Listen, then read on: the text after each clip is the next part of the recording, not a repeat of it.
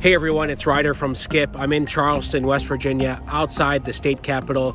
Joe Manchin's office is right by here. You know, Joe Manchin said a few days ago he would not support the Build Back Better bill. We've heard this for months, but it's a big deal this time. In this quick video, I'm going to talk about why this is so important, the inflation argument, the costs argument, and what this means for climate change, because some folks are saying this is the biggest deal for climate change. If this bill does not get passed, the U.S. will not reach its 2030 climate goals. I'll talk about both sides of the argument. I'm going to go back inside to do that because it's freezing cold out here.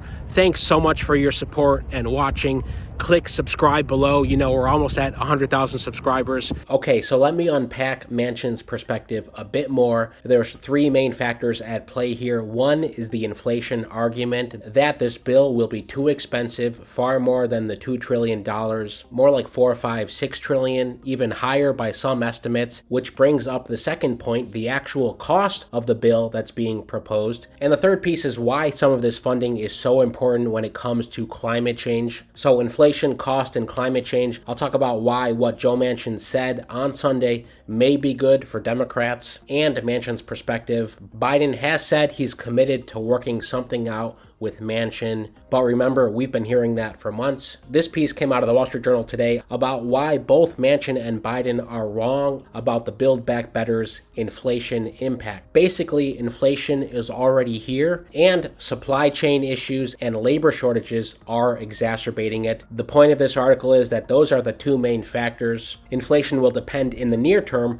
largely on COVID-19's economic effects, and in the longer term on the Fed. What does the Fed decide to do when it comes to monetary policy? Here's a quote from the article that this current inflation, the around 6.8%, that's a 39-year high, comes from stimulus inflated demand interacting with supply constrained by bottlenecks and shortages, including for labor, due to COVID-19 and the unusual spending patterns that has unleashed. So Manchin may be pointing to inflation, but that's not the actual issue. So let me recap what Joe Manchin said on Sunday on Fox News, effectively saying he would kill the Build Back Better bill. Here it is. I cannot vote to continue with this piece of legislation. This is a no on this legislation. There's even a clip of it right here. He said, "I've tried everything humanly possible. I can't get there." He brought up inflation here. Manchin has repeatedly claimed Build Back Better would increase and entrench inflation. Like I just said, that's not the main issue. This bill won't actually cause near-term or long-term. Rather, it won't be the sole driver of inflation. He is right that the inflation we're seeing now is not transitory. Anyway, Democrats for months have been hoping that Manchin would be open to some compromise to eventually supporting the bill. Well, let me talk about this opinion piece in the New York Times. Joe Manchin has given Democrats a chance to save their agenda. According to this opinion piece, Manchin has raised a valid critique over and over again.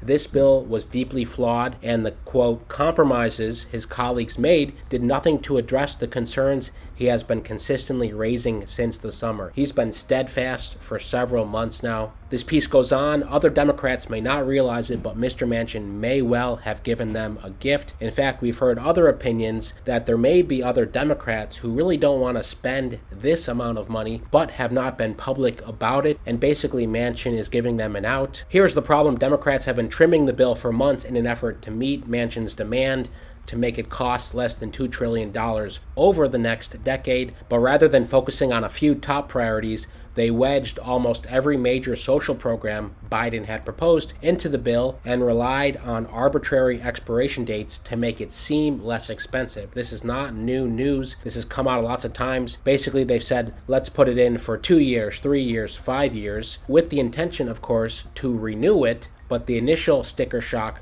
will not be as high. According to the Committee for a Responsible Federal Budget, these programs would cost more than $4.7 trillion if made permanent, as every supporter of the bill clearly intends them to be. Extending these programs without adding to the national debt would require raising taxes by an additional $3 trillion over the next decade. So if Democrats can agree on how to continue paying for these major social programs, the only alternative would be to allow these programs to expire. In that case, many states and local jurisdictions may be stuck because they'd be putting money into some of these programs as well. All of a sudden, the the federal government says, sorry, we can't keep paying for this program, and hundreds of thousands of Americans would basically have benefits or programs taken away from them. To be clear, the point of this article says there should be a path forward to support some of these programs, but it needs to be reworked and simplified. These are by and large popular programs supporting the climate and social policies. Even coal miners here in West Virginia want Manchin to reverse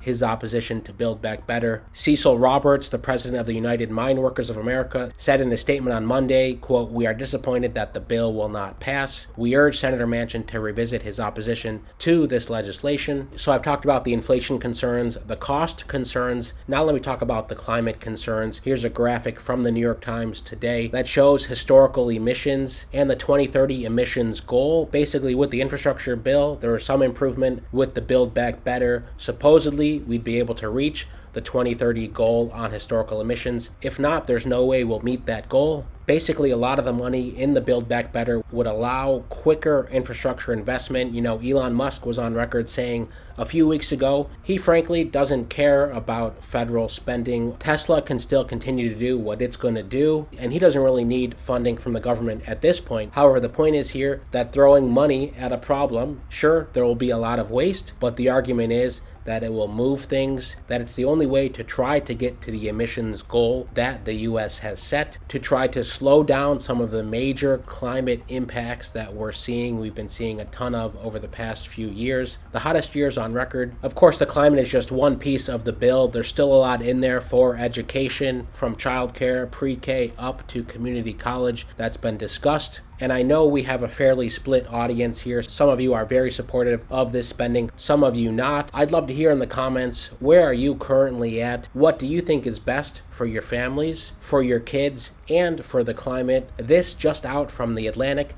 We're heading toward a very American climate tragedy. If Democrats fail to pass a climate policy, they will all but guarantee that the world will warm a dangerous degree and that the U.S. will surrender its technological advantage to China. Perhaps the most dramatically tied to the future of the world, the future of the planet. Here it is right here. The U.S. is on the verge of a massive history-rewriting failure. On Sunday, Senator Joe Manchin, the Democrats' linchpin vote, told Fox News that he couldn't vote for the Build Back Better Act, the vehicle for much of President Biden's legislative climate policy. If that decision holds, Manchin has virtually sealed the planet's fate. The world is all but guaranteed to warm by more than 1.5 degrees Celsius, above its pre-industrial temperature by 2040. Of course, we expect a lot more back and forth this week, next week. Whatever happens, I'll keep you posted. Thanks for tuning in, watching this video from West Virginia. Hit subscribe, turn on the alerts. We're almost at 100,000 subscribers. We're crossing 10 million views any day now. It might be tomorrow. Go enter our $1,000 grants giveaway, helloskip.com/1K. We're giving away 25 $1,000 prizes. And if you want funding help, helloskip.com/join.